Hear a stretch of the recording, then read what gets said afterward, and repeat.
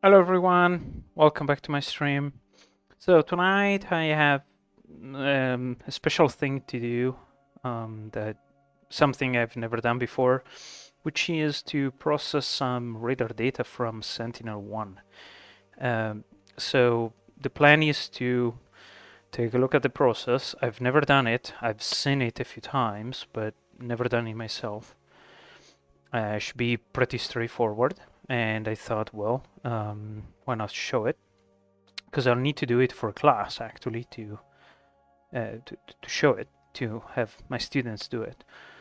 So I thought, well, since I'm exploring how to do this thing, why don't I share it on Twitch? And then to follow, probably in an hour or so, I think I'll do more Elite Dangerous and continuing the exploration. So let me check that everything is working fine. It is. Um, Let me go ahead and do this. Now I just realized I need to change the text here, which I didn't update because I completely forgot about it. Processing Sentinel-1 radar data.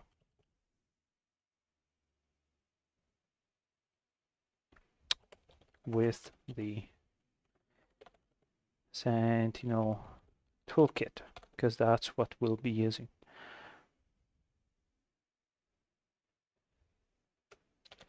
Imaging SAR. That looks cooler. Let's throw some acronyms in it and then we'll discover them. So the tool I'll be using, it's a tool that is completely free and available to the public. It's very easy to find it. It's called the Sentinel Toolkit. Let me show you right away how to get it. You simply write Sentinel Toolkit toolbox. No, not toolkit. So let me update the description. Toolbox.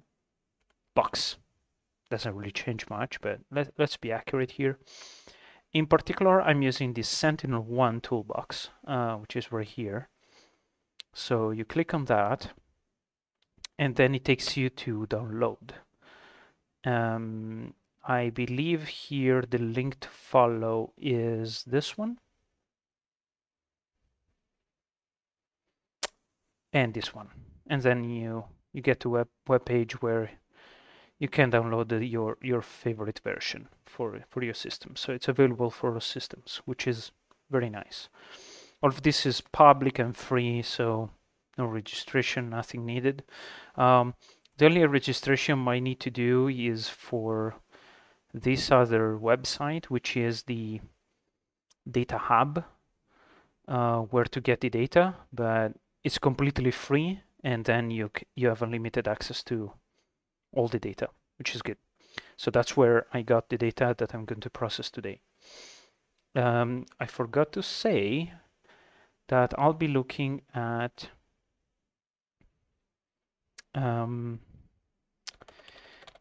an area covering the Imperial Sand Dunes in California. Let me show you what it looks like. Well, first where it is, and then what it looks like. So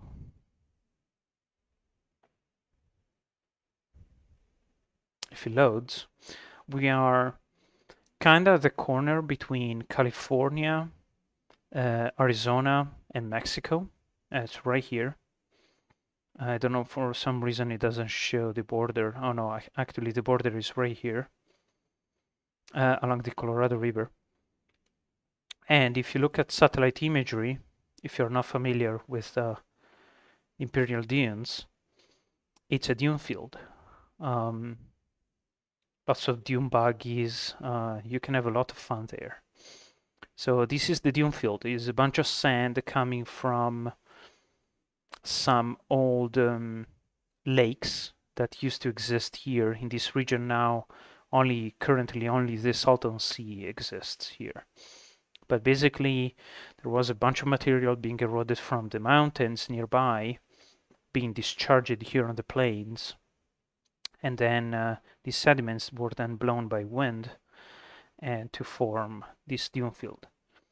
So the radar image that I'm gonna look at is cover this entire region and beyond. It's actually pretty large.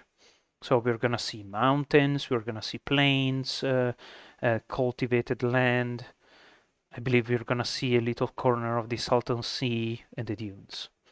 So I'm just curious to see what it's gonna look like. I saw a few images, some look better than others. I have no idea whatsoever what this image is gonna look like.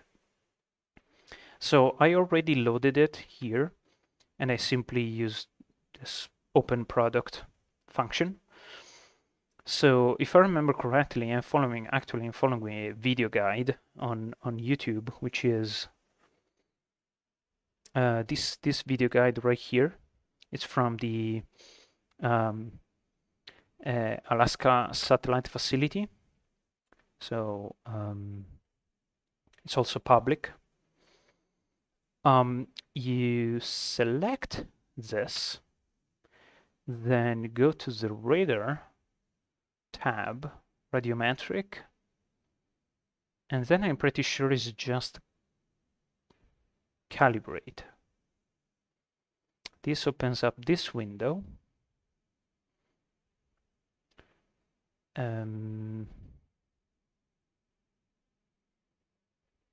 Which has these options. I'm gonna choose. So these two options are the polarizations. This is cross polarized. This is same polarization. So that's what I'm gonna use. I remember it's gonna be beta 0. Then let me check if I need to do anything else. So I'm just following the video here, really. Oh, no, I actually forgot a step. First, apply orbit file. So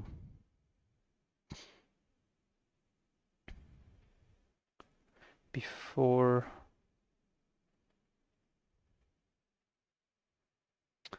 we get there, let me see if we need to do anything here. No, it is simply run.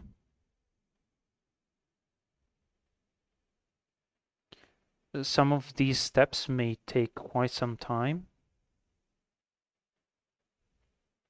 so hopefully it won't take too long. Oh, there's a progress bar here. And in the meantime, I don't know if anyone is online. Actually, so in the meantime, oh, looks like it's gonna be fast. Some step may take quite a long time. Okay, so after this is done, we have a new product, which is this one.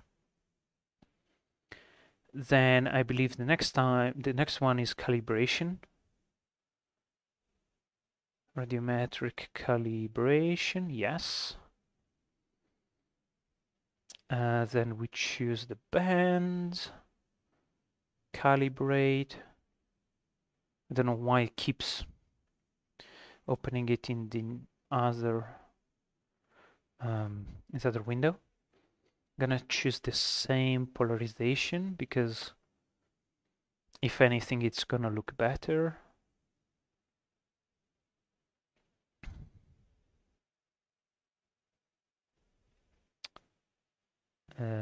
Okay, nothing else, so run, and it's going here. Looks like it's really fast. Excellent, super quick. Having an SSD really helps here. Okay. Then um, let's continue. This may happen faster than I remembered. Then we do the terrain flattening.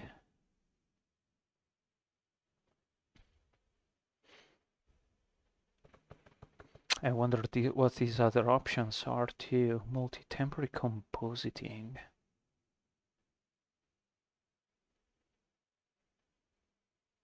Interesting. Speckle filtering. Okay. Co-registration, this is probably for interferometry.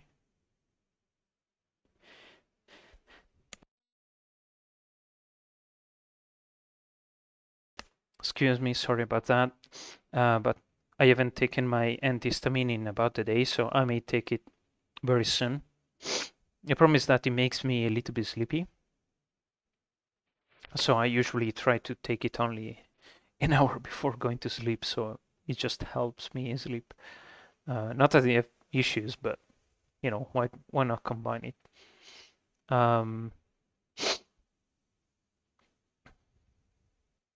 Interesting. There's a lot of interesting processing that I can do here.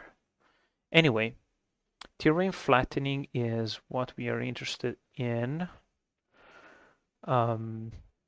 This is all good, all good. And I think this is also good, but let me check. Yeah, that's the beta with the SRTM. Here now there are a ton more options than the guide. Let me see.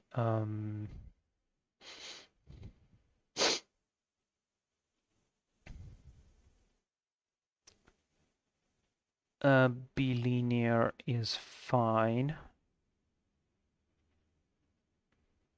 I could do bicubic as well.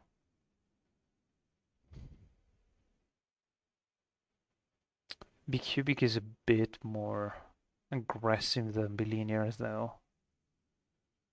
Um, Let me see. Because SRTM 3 sec, 1 sec. Honestly, I don't even know what is the difference. 1 sec, HGT 3 sec. Okay, let's see. Because I know what SRTM is. SRTM stands for Shuttle Radar Terrain Mapping Mission, something like that. So SRTM, wait, what did he say? 1 sec AGT or 3 sec? 1 sec AGT. 1 second? What is this? Ah, someone asked about it.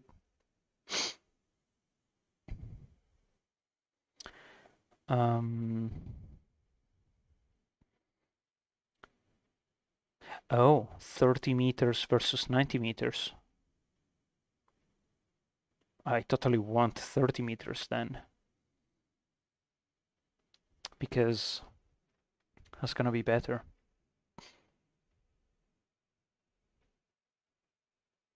Okay, so this may incur into some dropped frames. I apologize if that happens, because depending if on whether it needs to download a ton of frames, that might be an issue.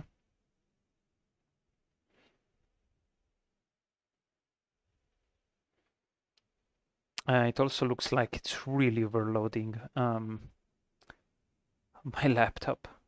There's probably a ton of processing going on right now.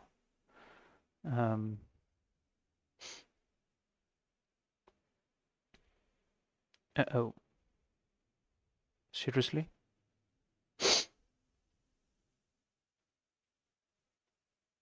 What?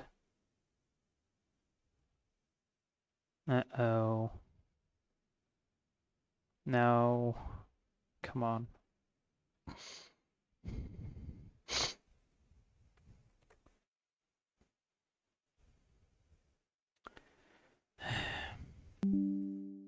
Dum.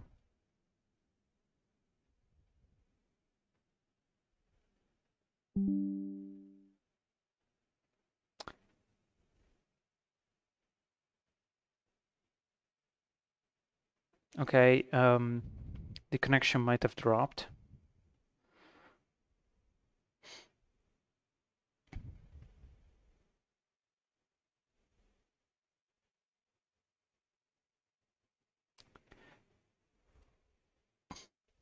So, let me see if I can slow down the process.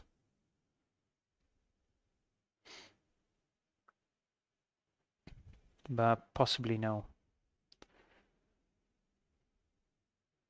I've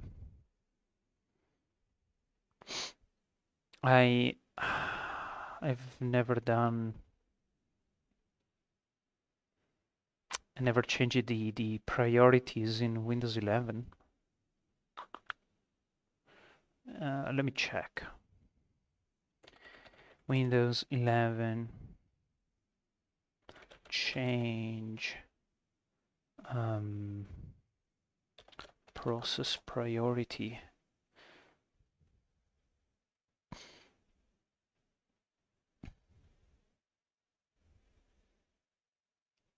That's not the option it's giving to me. No.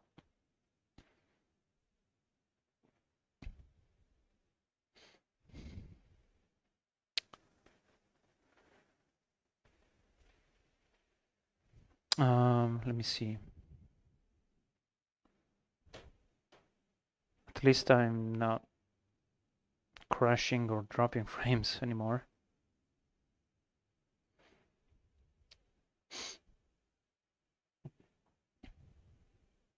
Maybe.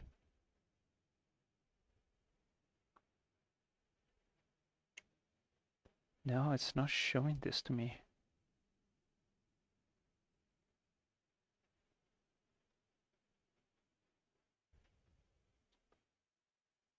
It's not giving me the option.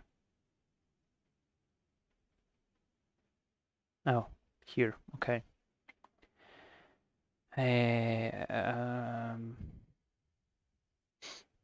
Okay, here maybe. Yes. Set priority below normal. Yes, I know. There we go. This should help.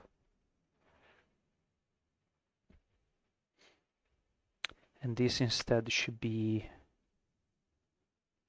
above normal. Okay. Hopefully it's not so bad anymore. Sorry about that. In the meantime, let me see if everything is still working fine. In case you were watching, like maybe refresh, you can do a Control F5 on your keyboard and it will fully refresh the page. That sometimes helps a lot with, especially with streams that freeze like mine in this case. I'll keep an eye on my data here on OBS in case something crashes. In the meantime, while this works, I'm gonna take care of a little thing here, which probably is also not helping with the bandwidth. Because I just remember that I have another laptop and potentially I forgot to stop the video, because yesterday night I was watching some videos on YouTube and I think I fell asleep. So let me check remotely if that is the case. Hopefully not. And sorry about all the nose sounds. Again, I have an allergy, and I haven't taken my antihistamine in a while.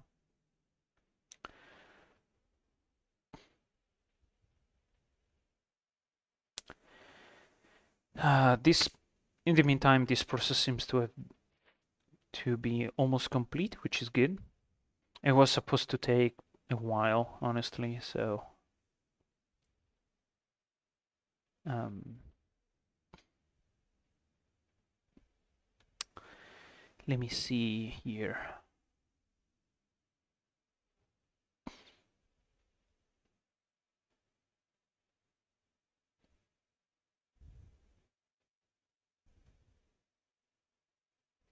Okay. This is all good, I guess. Right? Perfect. Okay, this is good. Uh-oh. Um, okay, oh, this is, I guess, um, from when he stopped earlier. All right, good, good, good. So, while this continues processing, let me give you some more information about Sentinel-1 in particular. There we go. So Sentinel-1 is is actually was actually two satellites launched by the European Space Agency, sorry. Um, and they are basically radar satellites, imaging radar satellites. So this is what they look like, just normal satellites. And they have a radar on board that works at a few gigahertz. I can't remember. I think it's about 8. No, actually 5. 5 megahertz, right? Can't remember. 5.4 gigahertz. So actually not that far from 5G. The Actually 5G for Wi-Fi. 5G for Wi-Fi is about 5.8, and basically sends radio signals towards the Earth. These radio signals bounce back on the surface and are received by an antenna. And based on how these signals are reflected, this radar can make an image of the surface.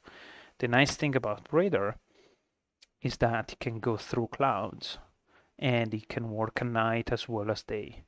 In fact, at night, in some cases, it works better because there is less interference from ionosphere, the sun, etc. And so it can work day and night, cloud, clear sky, no issues whatsoever. And it can be very powerful to do all sorts of analysis of a surface. In this case, I'm particularly interested in seeing how well it can image the dunes, because soon I will be doing some processing where I can take two radar images of the same location and see how the surfaces change through time. So this radar has been operating for a few years now, I think 5 or 6 at least, which means I can see if there was any change in the dunes, especially over the last 5-6 years, which could be really interesting to assess how much the wind is shaping the surface at that location. But before I do that, I need to check how well the radar can actually observe the surface. So it looks like this processing is done. I think the next step is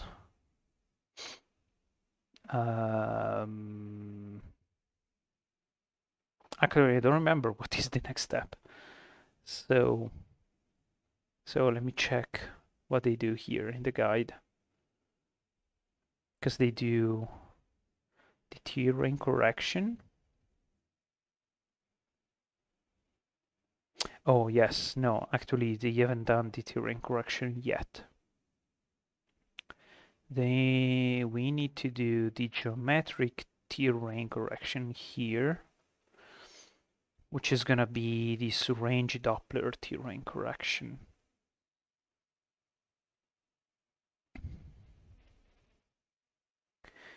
These are, I don't know what these are exactly. I wonder if this takes the terrain and simulates how the render image is gonna look like. But then I don't know what this does.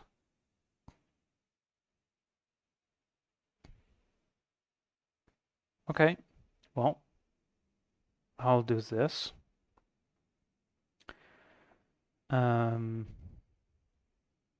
And I remember here that I need to do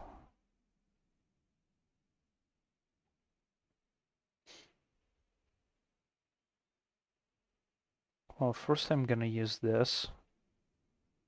Bilinear is fine. This is okay. This I guess is okay, but I need to change this one to UTM. Okay.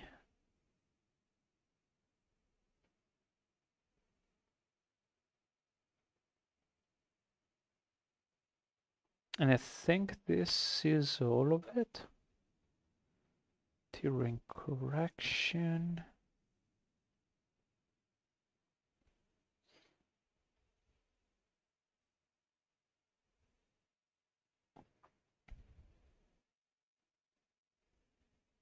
Just checking the guide, which is a video, so I need to wait until they do it.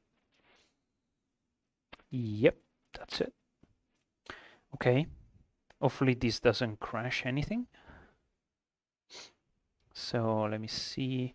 Also, am I doing everything correctly here? And in the meantime, well, I'll start this. Fingers crossed that it doesn't crash the system.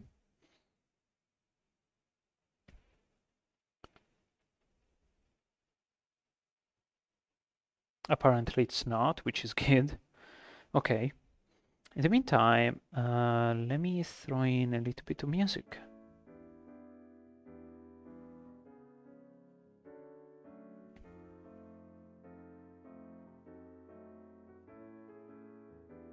Okay, all is good. I'm also going to adjust my webcam a little bit. Let me see. Sometimes I like to stand up as straightening my back as much as I can, but there we go. Maybe too much. Okay, because if I'm kind of relaxed on the chair, like with my back leaning against the chair, looks like this, maybe somewhere in between. So sorry about all of this. I've been traveling a bunch, I've been having meetings, all sorts of things in the last week or two, so... okay, this looks good, I think. Perfect. So I'm gonna drink because I'm very thirsty.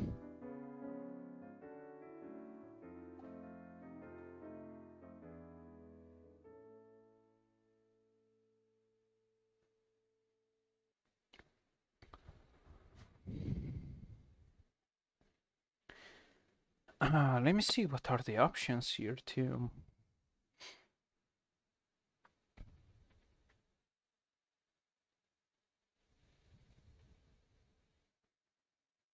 I wonder what this is. Radiometric normalization.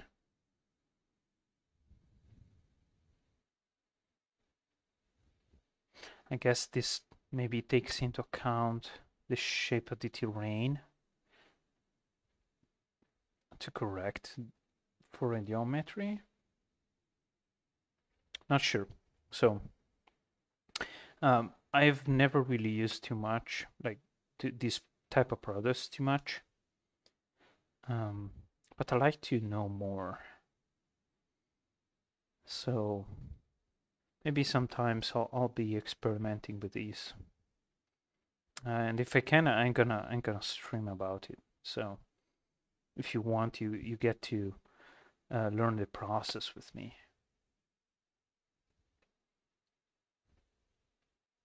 Everything looks good here.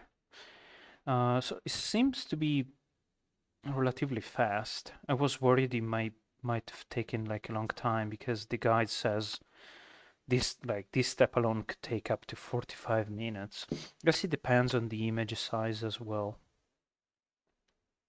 And the speed of the internet connection. The internet connection here is pretty good actually since I got the fiber. It's 200 megabit upload download, so it should be really good.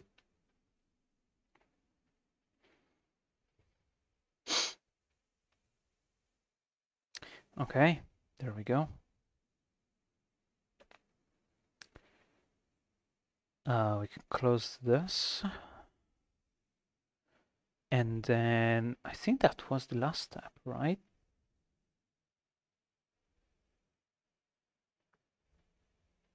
Because I flattened, corrected. Yes. Okay. So this is where the guide stops, basically.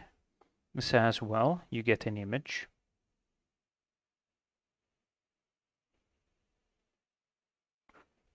Get an image. Do we have to double click?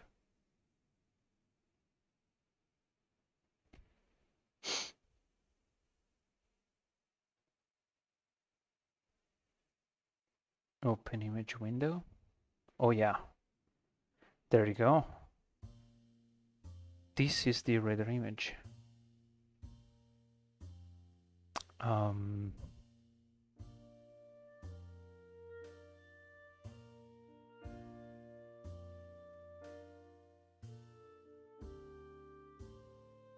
Okay. Let me see. Okay, so this is the Salton Sea right here. This is the Pacific Ocean. This is farmed land. Some of these are mountains. This is the terrain. This dark patch right here, these are the dunes. Can I zoom in? Oh yes, I can. Can I drag? Okay. I've never used this software, so I'm learning here with you. This bright line, this is the border. There is a wall there. And these bright and dark spots, those are the dunes, actually. These things here. So, can't see too much of the dunes. However,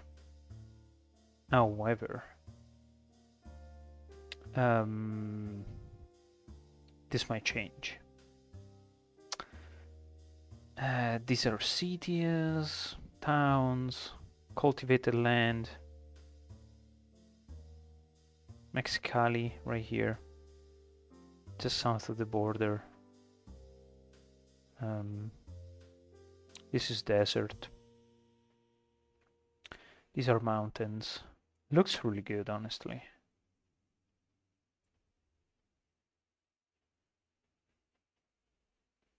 This is the Colorado River.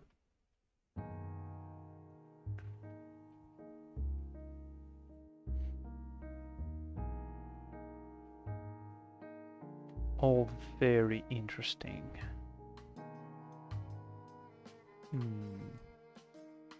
More mountains, and then here various cities. Like this This I think is San Diego, possibly. Right here. Yep. Okay. More mountains here. Yep. Very interesting. So, based on the image itself, it might be possible to determine what was the looking direction of the radar. So if the signal comes from here, from here, from here, from here, I'm gonna tell you right away it should be either here or here from these two sides, left and right. And one way to determine it is to see which side of the mountains looks brighter.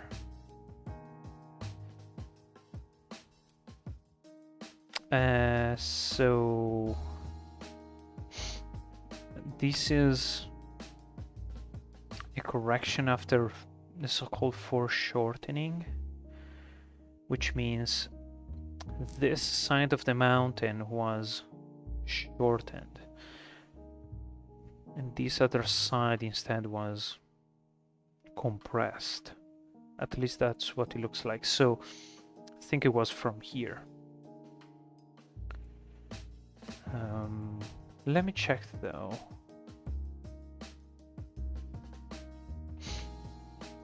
For example,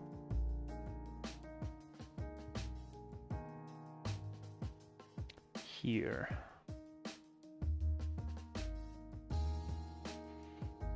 Yep, I think that's it. This is a mine, probably.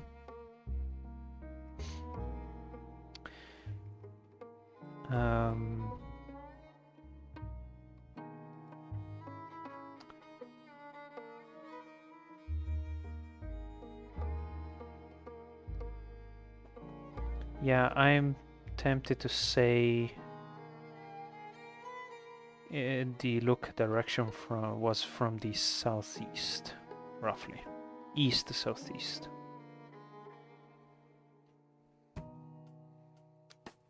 Water always looks dark unless there are waves. So that's normal. So in the ocean, we might not see anything.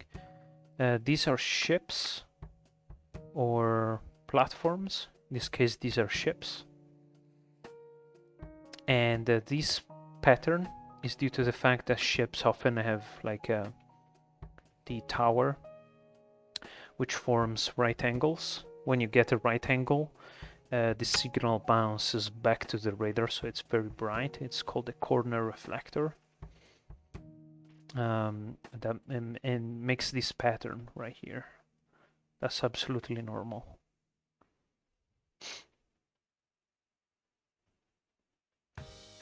Might be able to see. Yeah. These are like aquacultures right here, I'm pretty sure. Okay, so how do I export this? Or is it already exported?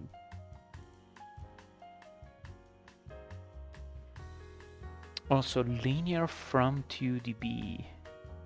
I want this, actually. What happens? In 2dB. Yes, I do. dBs is nice.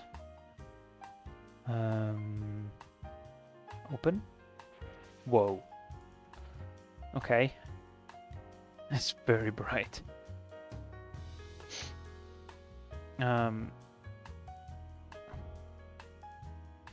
I can see waves in the ocean now. So what I did was to convert the scaling of the image from a linear scale to a decibel scale, which is logarithmic. So the large dynamic range of the image, so very dark to very bright, has been compressed.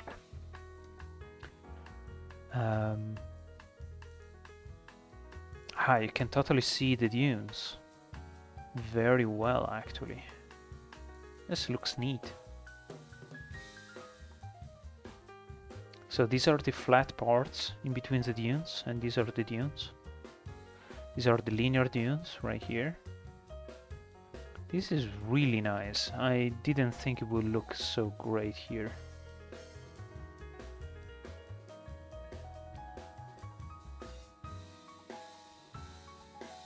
Wow. I am honestly impressed. This is the highway.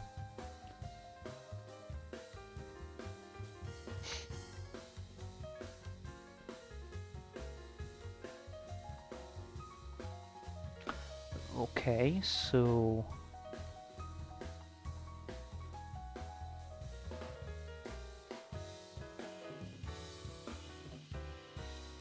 can I export it? Export. There we go.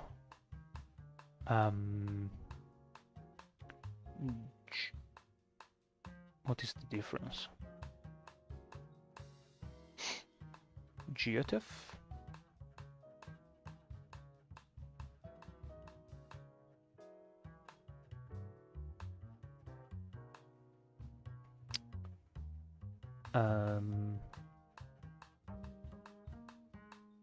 But can I, what is subset?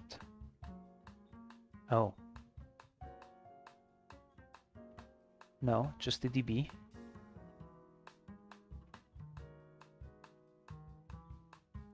Oh.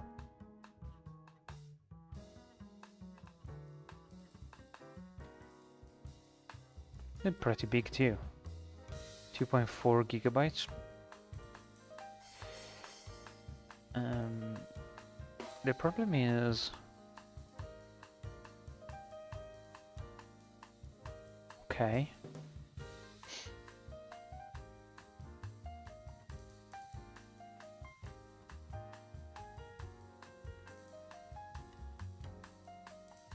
Export product, we'll see.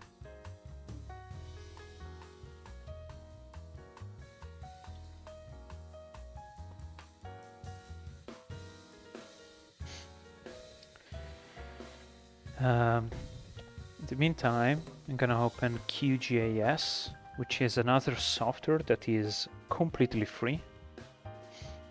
You can get it from here. QGIS. Look it up on Google. You can download it. It's absolutely completely free. Well maintained. It works really well for Earth data, not so much for other planetary bodies, but still.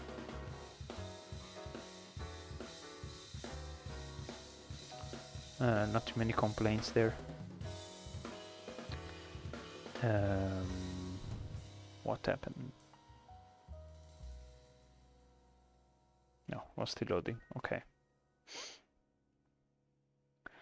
Let me see.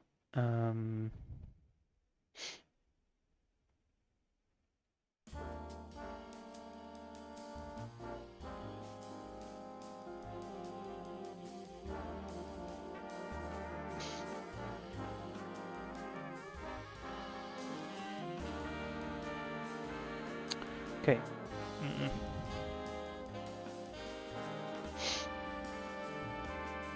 Yeah.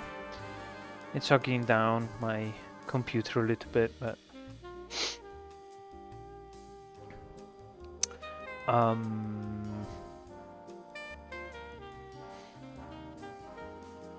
I'm not seeing absolutely anything useful here.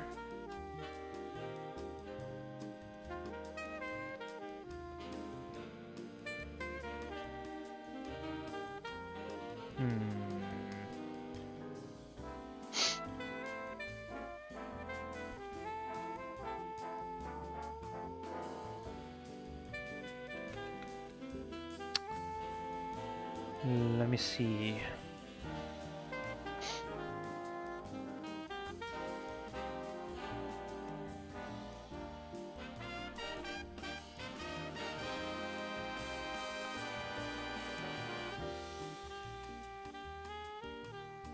This should be fine. The problem is that it's not even seeing the correct position, I think.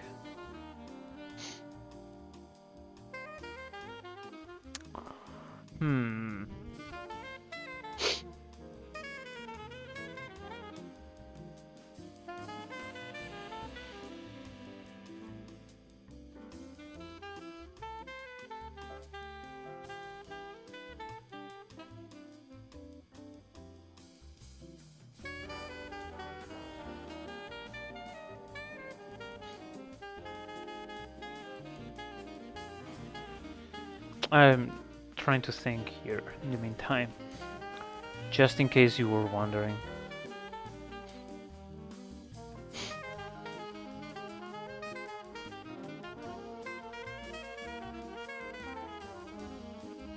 I mean, I could try to do this. Oh, okay. Okay, I'm starting to think it didn't export the log scale.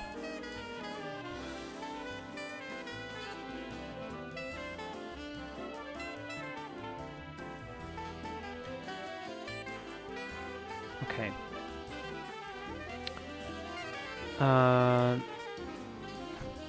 Raster calculator. This is equal to 10 times log 10 of this, and that will convert it to decibels on the fly.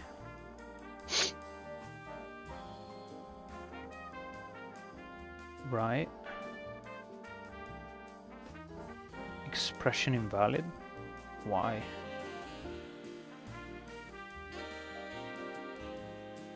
Uh-oh. Tempo 0.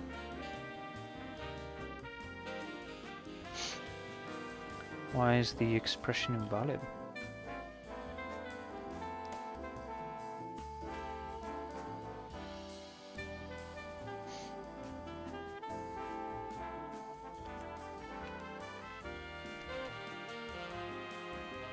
No.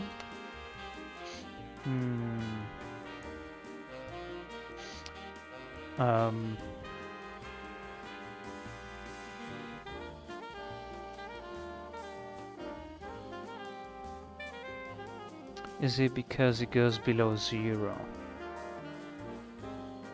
That's probably why.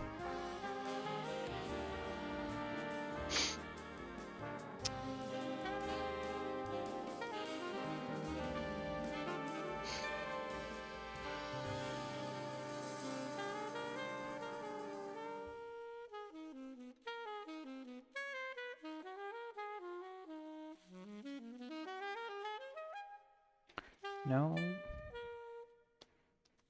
Why?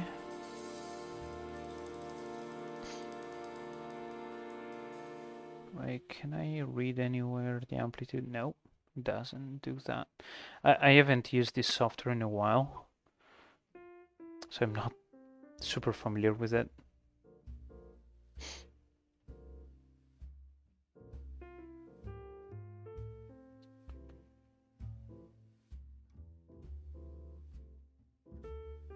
The problem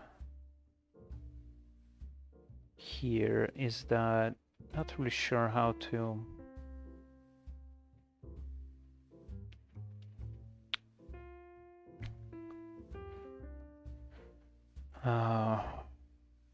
convert it to all positive values.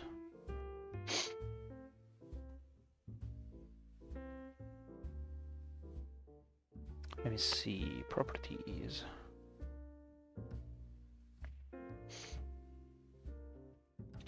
Yeah, but what is the... Can I get like a value? Nope.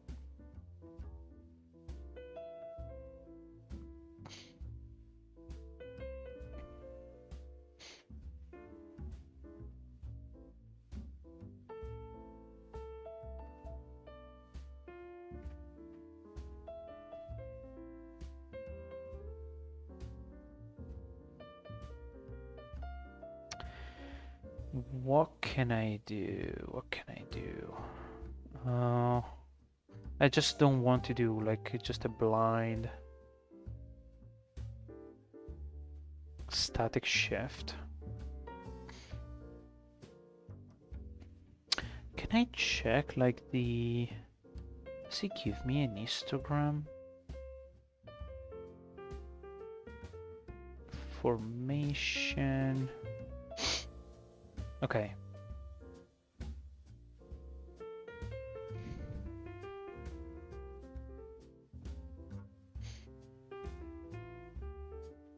Histogram. Compute.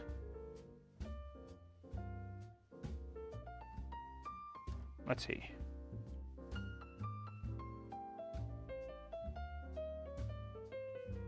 Okay.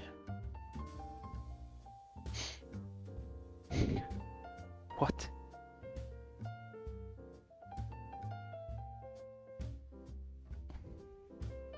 Oh, it's right there. Okay, can you just zoom in there? Yeah, you can.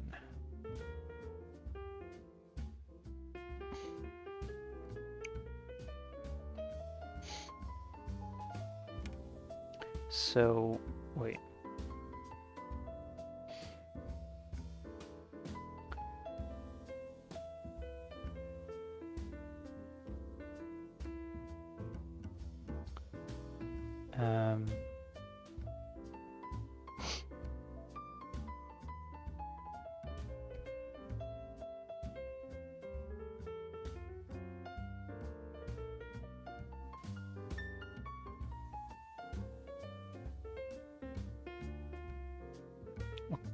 No, still the same.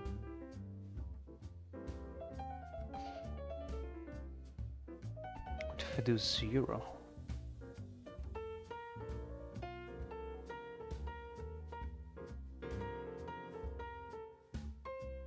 Okay, 2, 4.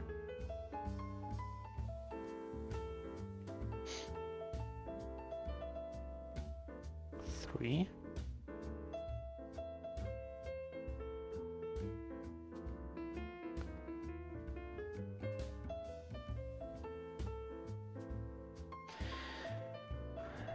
Okay, I'm starting to see.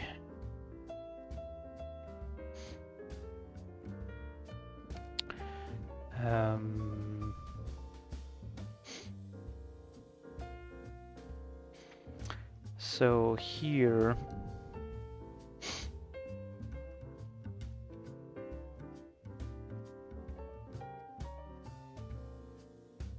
no.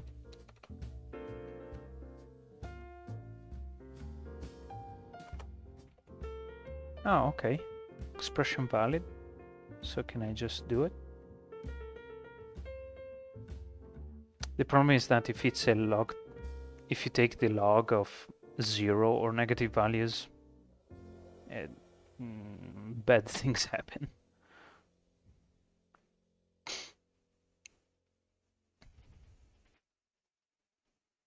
Is it computing it? Maybe? Oh yeah. But it looks crap.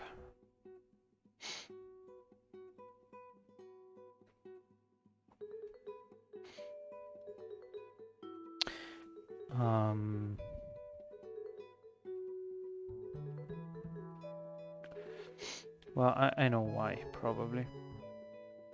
Let's do 3 standard deviations. No. That doesn't help.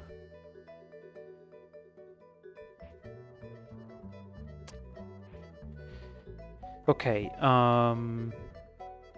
back cancel. Backup option. I'll take out the big guns, which is the non-free software, but I know this software probably works.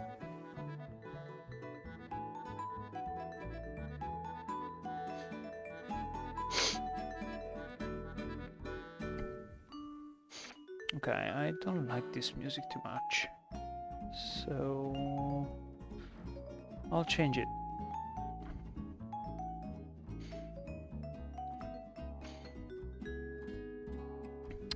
Let me go to classical. Perfect. More relaxed, less annoying.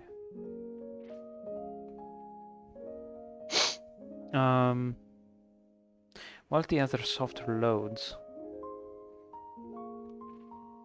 let's take a look here. So around the dune field here in the desert, there are actually bombing ranges. So I was here a few days ago, and I could hear some explosions. This could be it.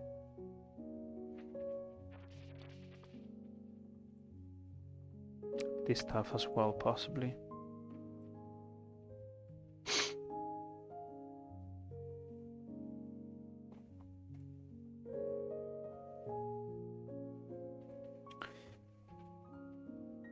These are waves right here.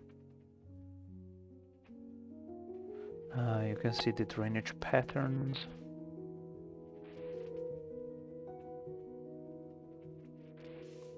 Some structural lineations here. The topography, more drainage patterns, very bright mountains. In fact, this is curious because we see exactly the same thing on Venus without the drainage patterns for the most part.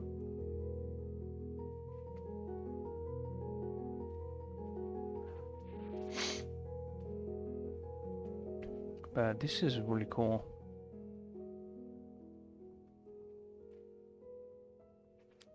The problem is, like, I wanted to... Why can't I just export... Oh, wait.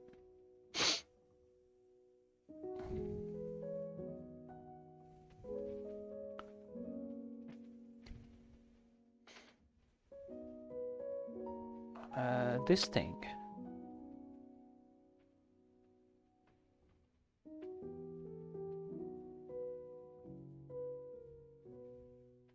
No? Because this is perfect. Why can't I...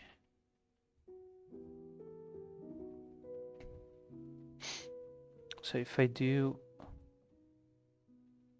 No. Well.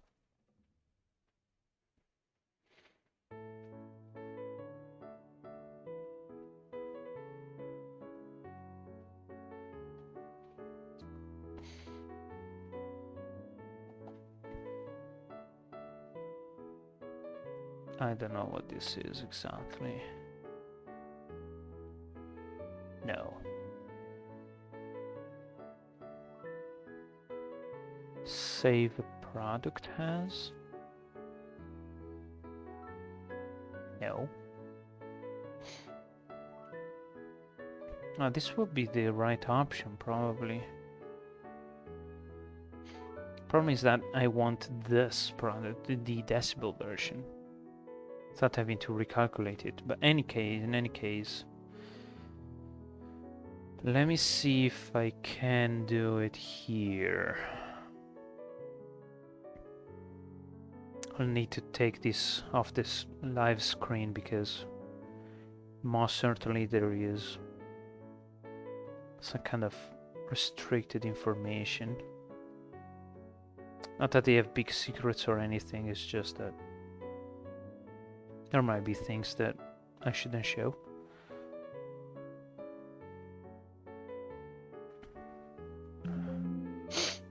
Uh-oh.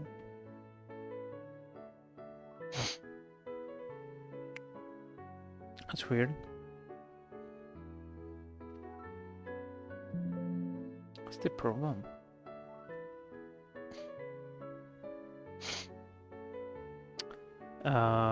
Okay. Well. Turns out that the main software that I use usually doesn't even work. With this data, at least. No? No. It just refuses. Okay, so what happens if I simply delete the decibel version and export this one? Because I don't need this, so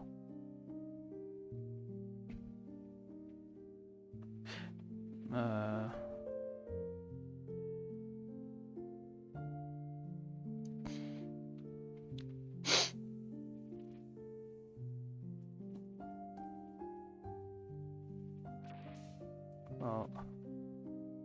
no, can I just delete? No, I can't. Okay, let me do it from here then.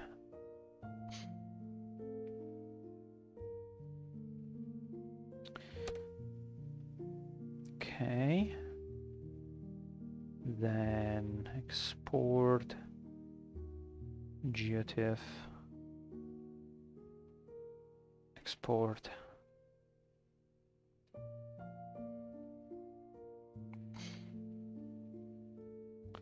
Okay.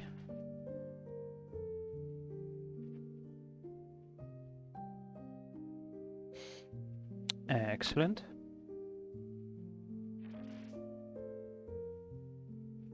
So now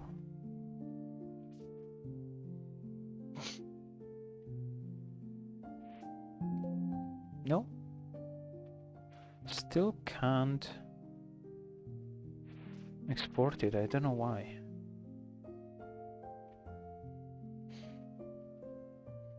What if I do this instead? Not really sure how much it changes, but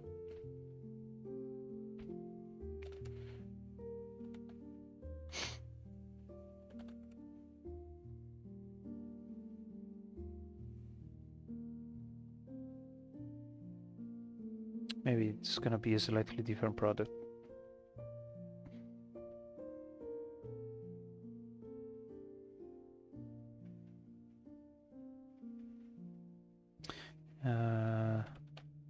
Let's see how Q behaves with this other file.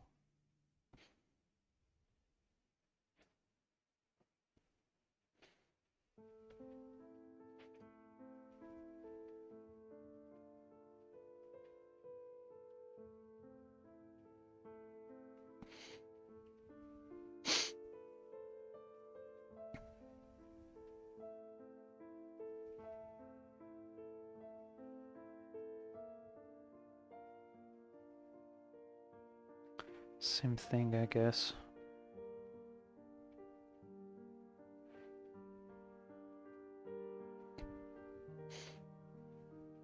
So the image is there.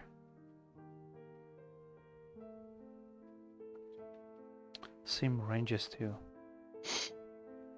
I'm thinking there's something wrong in this export. Yes. Wait a second. So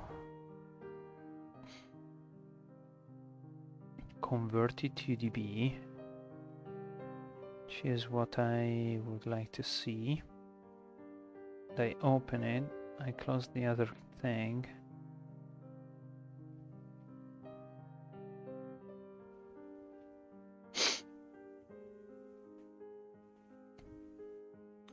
As an image.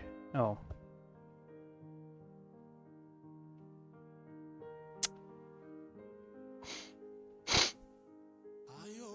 Full resolution. Hello, Baba Blah. Thank you for the follow. Welcome to the stream. Currently, I don't know how long you've been watching and following along. I've been experimenting with this tool, the Sentinel toolbox. Everything went fine. It's very simple and straightforward, especially after I started following a guide. The only thing is I don't really know how to export this image in a usable format for GIS software. Because here I can export the image at the full resolution, whatever. But it doesn't have any georeferencing information. So here I have an export option. I wonder if I can do it from here as well. But in any case, I have an export option. I tried to do a geotiff, which should work just fine. The problem is that the output doesn't look right. And of course, there is a guide to do this processing, but it stops before exporting anything. And there is a guide about importing something, and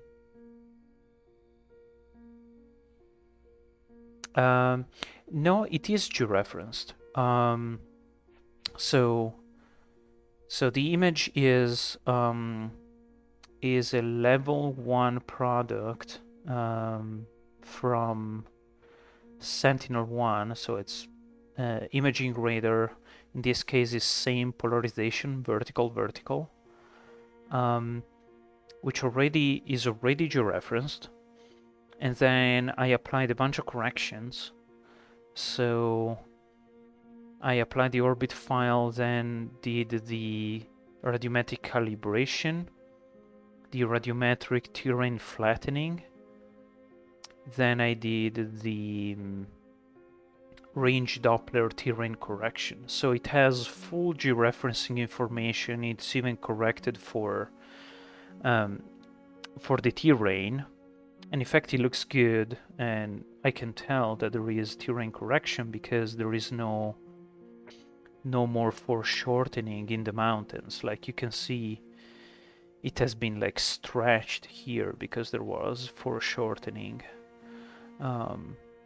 happening in the mountains. So everything looks great, and you can see down here there is latitude and longitude and everything. So georeferencing is good. The image looks great. In fact, it's beyond my expectation, honestly. The problem is that if I do an export to GeoTIFF, when I go and open it in QGIS, it opens, but the scale is weird. And in ArcMap, it doesn't even want to open. It just says that something like the format being valid or something. And so I don't know. I don't really know what to do here. However, I was following a guide on YouTube on how to do this. So maybe I should go back to that guide. Maybe there is something I missed, because I followed one guide to do all this processing, but it doesn't show any file saving. And then there is this other guide right here, which shows how to open the data in Arc, but it just shows. So see, it just shows the image already in TIFF format, I'm gonna guess a GeoTIFF, being loaded in ArcMap. So there is a missing step here, you know, between doing all the processing and loading into Arc. Because I know how to do all of this. I know how to do raster calculation and everything, convert to decibels, whatever. The problem is in the export, and I'm just not sure if there is something I'm missing here.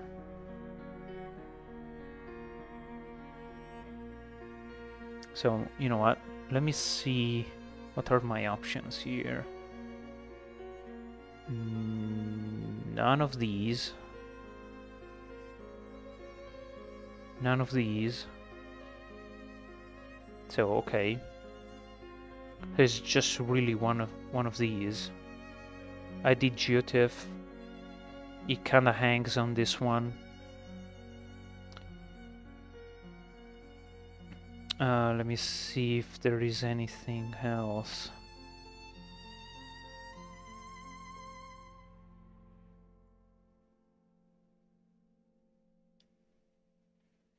Amplitude to from intensity.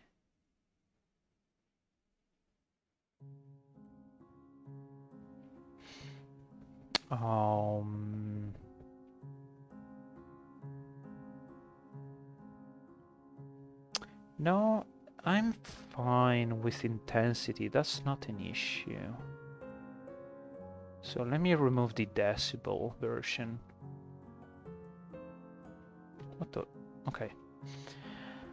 I'm fine with this. It's not an issue. You know what? Let me try to redo the GeoTIFF, but by looking at this.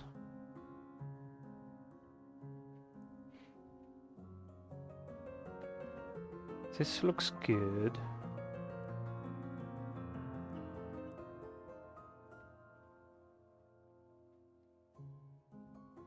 Okay. Okay. Okay.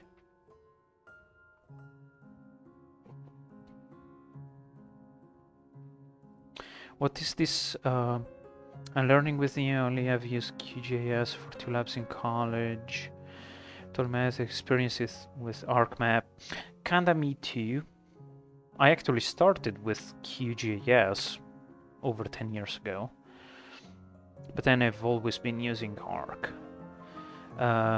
Ever needed to do raster analysis like this? What is this error you were correcting? The stretching? Was it because of rapid changing vertically over short distance? Well, that's an excellent question, actually. With radar imaging,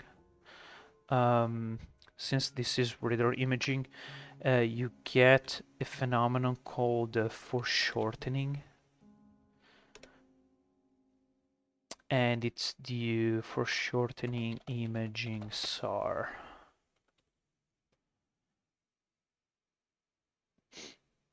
Let me see if I can find a good example of that.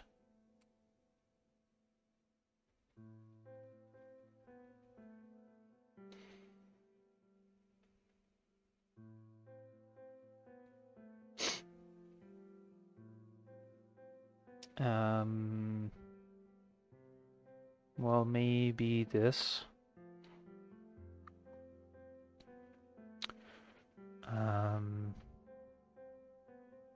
This illustration may help too. So the radar is not looking straight down like a camera. Is looking to the side. And if you have a mountain, so if the surface is flat, you're just gonna see a flat surface from an angle. So that's fine, as long as you're aware that you're looking at an angle. there's not going to be any weird geometry distortions, really. But if the surface is not flat, like for example there are mountains, what happens is that basically you're gonna see a face of a mountain, like let's say, let me try and show, you know what, let me go into this chat mode right here. So let's say you have a mountain like this, right? If the radar is right here and sending pulses this way, it's gonna see this face really well, and the radar signal is gonna come back, so it's gonna have a nice image of this surface. But in this surface right here, if the signal comes from here, it's gonna barely see it. And so you get this effect, which is called foreshortening, that makes the mountains look like this. This is not this is a very tiny image, but it's gonna basically make all the mountains look kind of slanted and deformed. Let me see if I can find a really good example of that.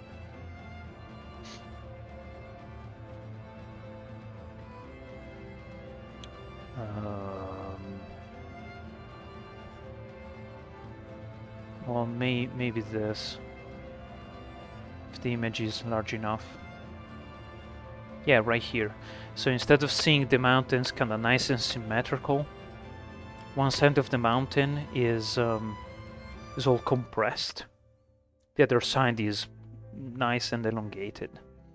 So, so this one of these tabs right here. Of course, now it's not gonna let me select it,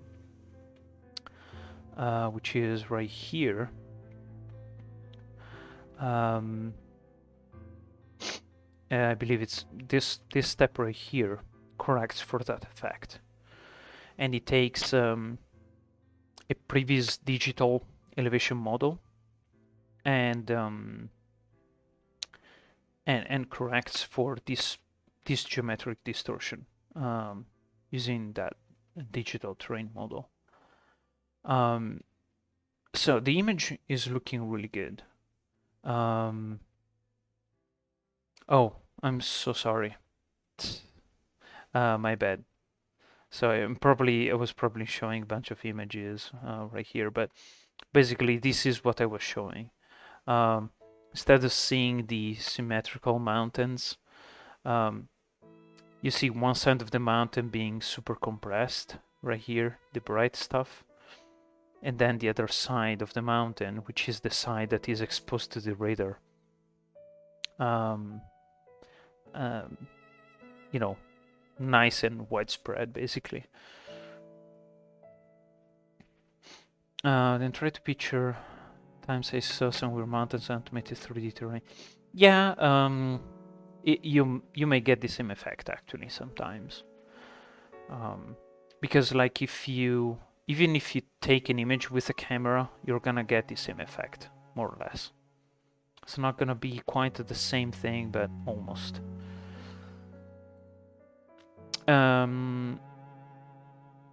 So, I mean, this missing step is not super critical. I'm fine with this actually, and the built-in function to convert to decibels is good enough. But I would like to be able to visualize it in QGIS or ARC, because I would like to wander around, right? So yeah, it is unnatural, and you know, the geometric correction takes care of that, more or less. Well, you're still gonna have these weird effects, like can show you, like right here. See how this looks all stretched? That is because you're basically starting from one pixel, which is the effect of foreshortening, and you're trying to stretch it over a large area. So it's still gonna look a little bit weird. But the geometric distortion is taken care of. In any case, I don't really care too much about the mountains. What I was looking for are these dune fields right here. So, let me see what I can do here.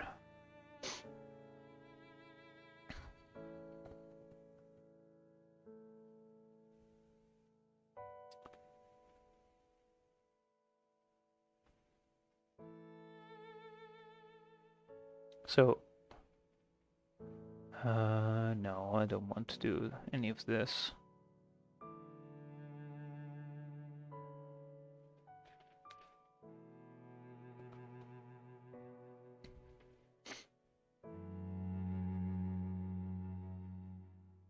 No, this is not what I need, I think. No. Okay. Time to Google things. Okay. Sentinel-1 toolbox export GTIF.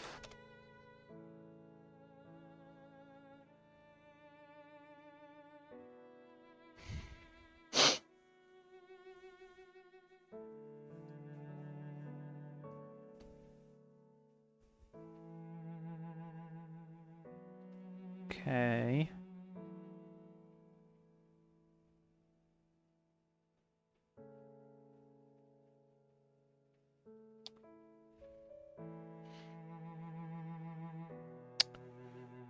These are all good, actually.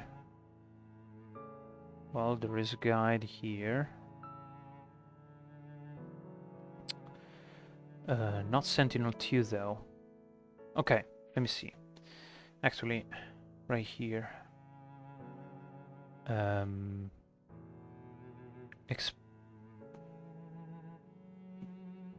That's the same thing I was doing, right? Except now it doesn't even say raster.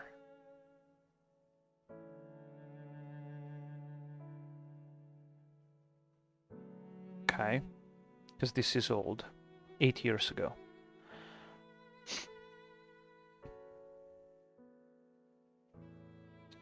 Oh, okay.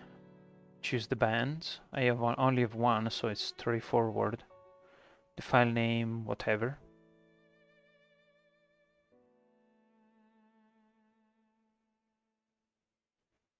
Okay, that's what I was doing.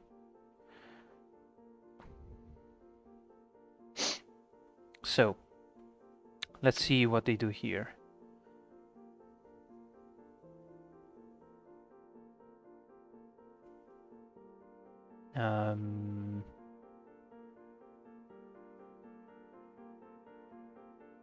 No, I don't need any of this.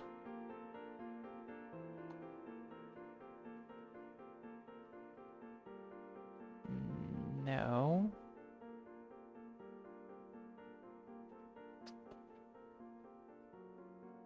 I don't want to use GDAL. I could, but I don't want to.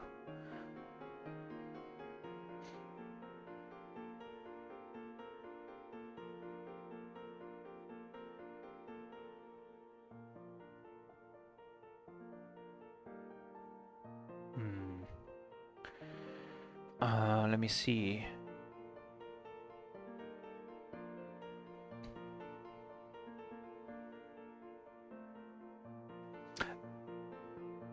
Oh, maybe the file name was too long? Sometimes.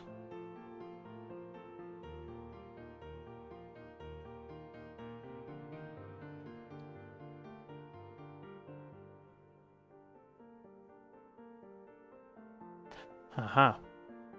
This is good.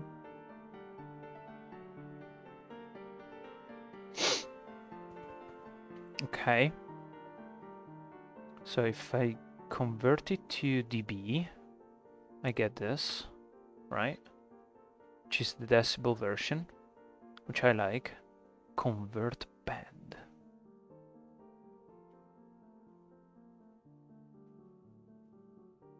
What was that? Okay. So if I export this now, subset, bend subset, this thing, 10 log 10 of this. Oh, of the absolute of this. Interesting. Okay. Don't know why you would take the absolute, because depending on the reference scale, if you add the negative values, then they get mirrored as positive. So something that should have been low now is high. Alright, well, not gonna argue with that. It looks good. That's what matters.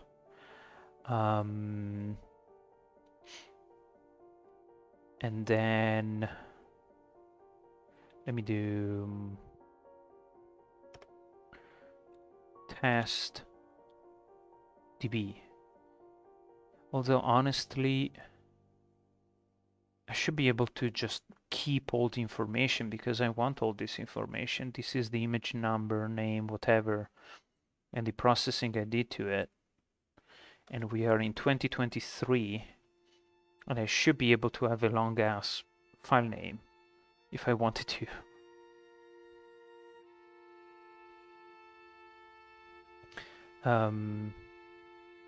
Sometimes this causes issues to the stream, so apologies if that happens.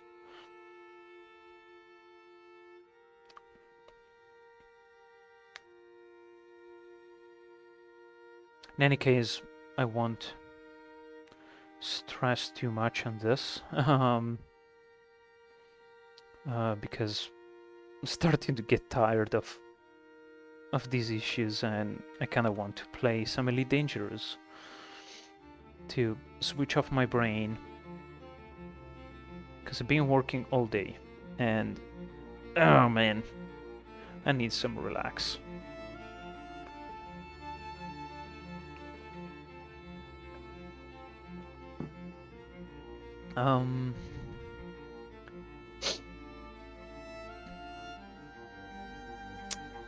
DB.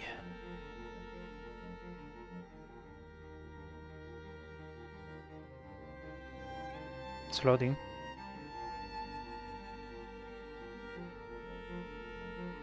Okay. It looks sort of okay.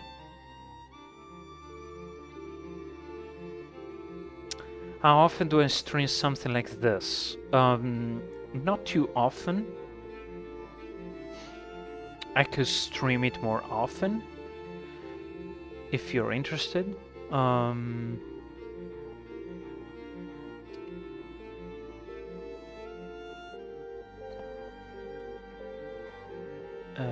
Let's do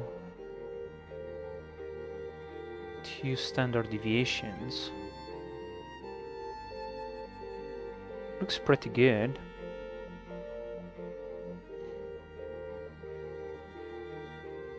I mean, this is okay, honestly. I don't remember how I changed the coordinates displayed here. Let me see. Toolbars. Well, whatever. I can figure it out later.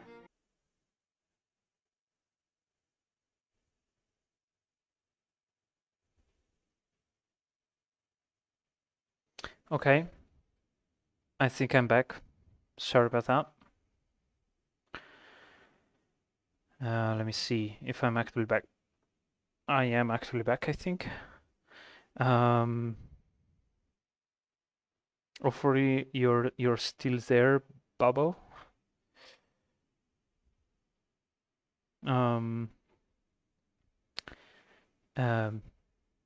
Okay, you are. Sorry about that. And OBS just straight out crashed. I never had an actual crash. I've had connection issues due to downloading stuff that was too large, way too large, but let me see. If I can go back to my image. So this looks okay. This is something I can use. I won't meddle with it too much because I think that's what made this crash. So just to summarize, hopefully you're still there. What I was doing is to basically follow. Okay, let me go to the very beginning. So I am teaching a class that is called Radar Remote Sensing of Planetary Surfaces. As part of this class, we went on a field trip to the Imperial Sand Dunes in California, right at the border between California, Arizona, and Mexico. And this is where these dunes are.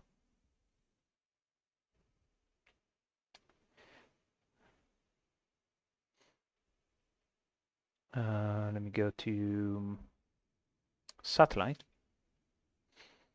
And let me restart the music, which in the meantime has also stopped. Okay, so California, Arizona, Mexico. The sand dunes are right here. If this loads, okay. So something I was interested in was to see how imaging SAR stands for synthetic aperture radar, would look like here. In particular, I was using Sentinel-1 data.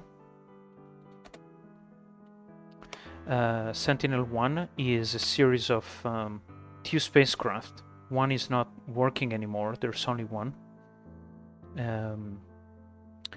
That operates at 5.4 gigahertz, and it's a radar that looks on the side at Earth and gets images of the surface.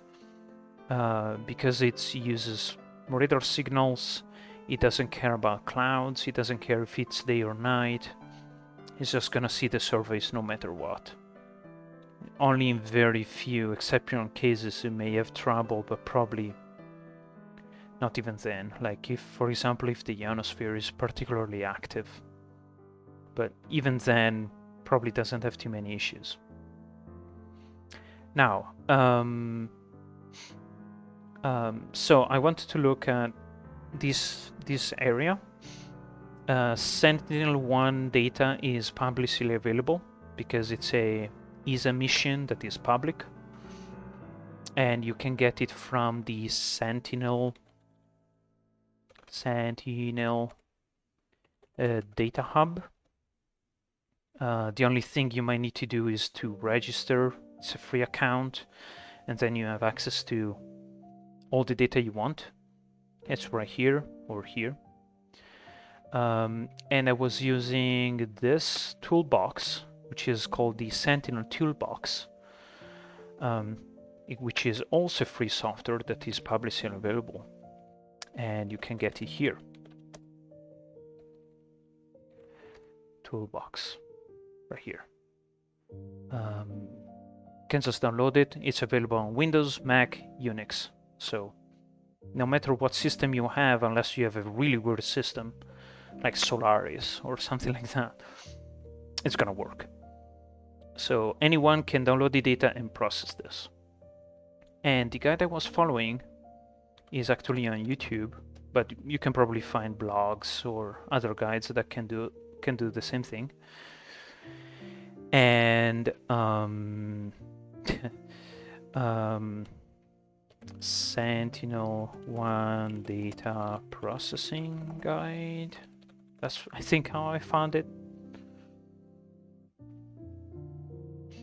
There's all sorts of guides.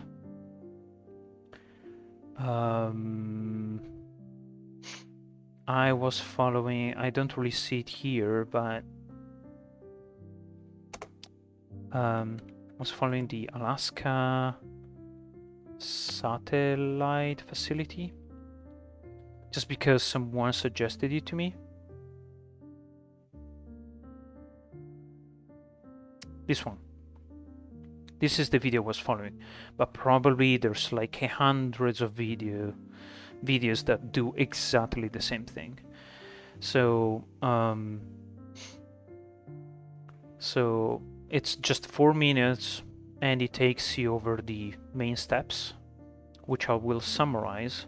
So you open the data file, which is this GRDH file. I applied the orbit file, then did the radiometric calibration, radiometric terrain flattening, and then geometric terrain correction with this type. So starting with the original file, orbit, calibration, terrain flattening, and then the terrain correction. And then I exported it to, well, then I calculated the decibel version of the image, so that the huge dynamic range is compressed to something more treatable. And then I simply exported to GTIFF.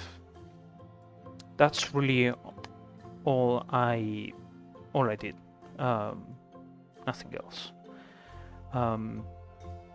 Next week, maybe earlier, maybe this weekend, I will try to take 2 images at this same location, taken ideally by the same spacecraft, with same conditions, so same side-looking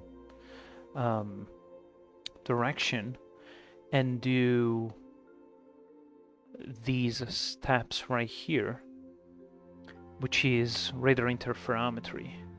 And what you can do with interferometry is to see the movement of things, in particular the movement of the surface. So Sentinel-1 interferometry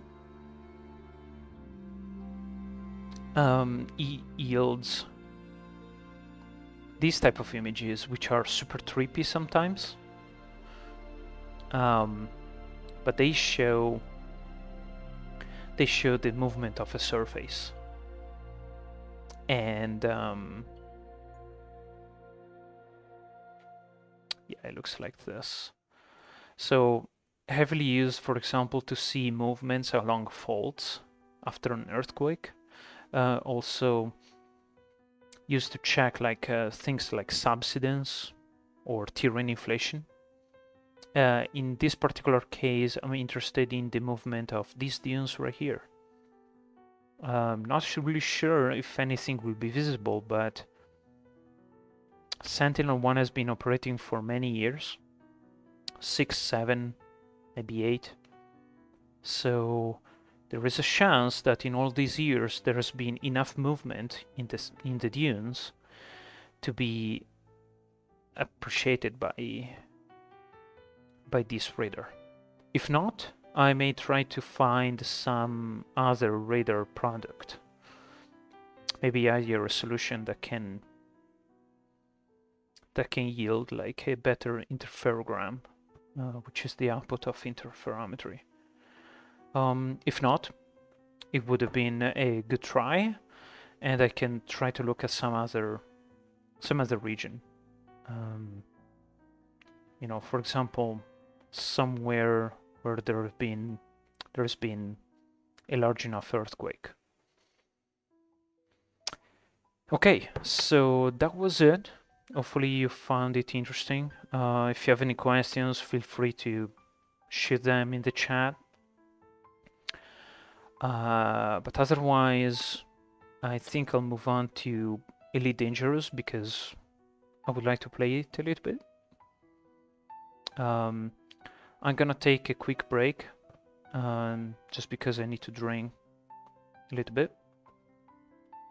And you know, I'll be back in 2-3 minutes, and and begin playing. Okay. Right. I'll see you in a second. I'm gonna leave this on just in case anyone is curious to check it out. Um, it actually looks better than I thought it would be. So let me zoom in a little bit right there.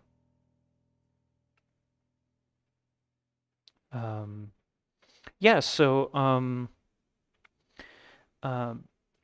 I will for sure try to do the interferometry side of things by within a week. So probably around this time. So evening Pacific time, US. And it may happen this weekend, so on Saturday or Sunday. Otherwise, it's gonna happen the first few days of next week. But this won't be the only time I do this type of work. I'll probably do it more often, and I can take a look at other stuff, like for example,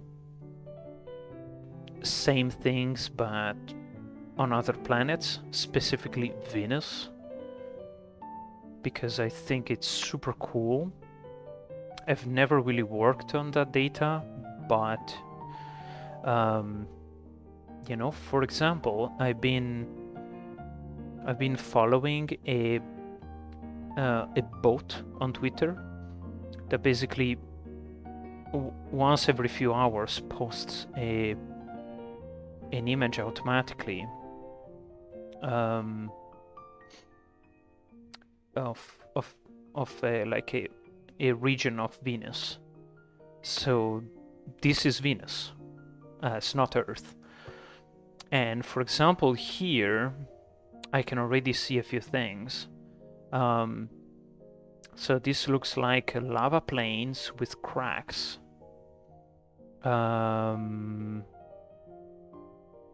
Oh, I can't zoom in, so I will be able to zoom in if I open this in Arc. But these are mountains, looks like. Highly tectonized, fault lines, all sorts of things happening. These might be volcanoes right here, but they are tiny and I can't really zoom in again. So I may look at this type of stuff. Otherwise, sometimes I look at Mars because that's what I work a lot on. Although I'd like to expand my horizons, so in terms of research that I do. So I may look at Venus as well, and maybe try to find some comparison with Earth if I can. So this is one example. I have a few images saved right here. Let me open a few, just to give you an idea of what I may be looking at. So I don't remember why I opened this. Probably because it has a kind of interesting mix of these fault lines. These look like volcanoes right here. Kind of weird lava fields right here. This one has mountains, and you can see the foreshortening right here happening. It's kind of interesting because there might be lineations here.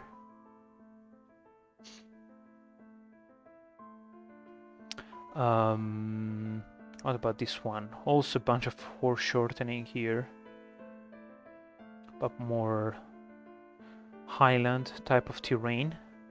This is all Venus, it's not Earth. Well, this is the previous image. So this is the type of content I may be bringing. If you're interested, I'll be more than happy to show it to you. Also considering that I haven't been watching this type of stuff much. For sure, I appreciate the lurk. Just as much as I appreciate people chatting with me. What else? I think that's about it. Again, might be Venus, might be Earth, might be Mars, might be something else, maybe the Moon, might be other planets as well. Right, I'll take a pause. I'll leave this on 2-3 minutes and then Elite Dangerous.